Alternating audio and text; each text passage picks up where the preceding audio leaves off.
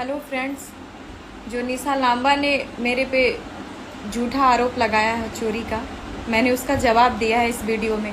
तो आप लोग प्लीज़ इस पे क्लिक कीजिए और जाकर देखिए, फिर आप लोग बताना मैं कहाँ। हेलो दोस्तों, आप सभी का हमारे YouTube चैनल पर स्वागत है। दोस्तों, आप सभी को पता ही है कि हाल ही में निशा लांबा और अंजलि चौहान के बीच में बहुत बड़ा वाद हो चुका है और यहाँ पर अंजलि पर काफी ज्यादा आरोप भी लगाए गए। अंजलि को चोर भी बोला जाता है। अंजलि इस वजह से काफी ज्यादा परेशान हो चुकी है और दोस्तों, इसमें अंजलि ने अपनी सच्चाई भी बताई है।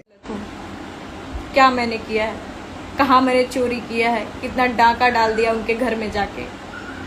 आप लोग प्लीज़, आप सबसे रिक्वेस्ट है, इस लिंक पे क्लिक कीजिए और जाकर देखिए, मेरी वीडियो देखिए आप लोग।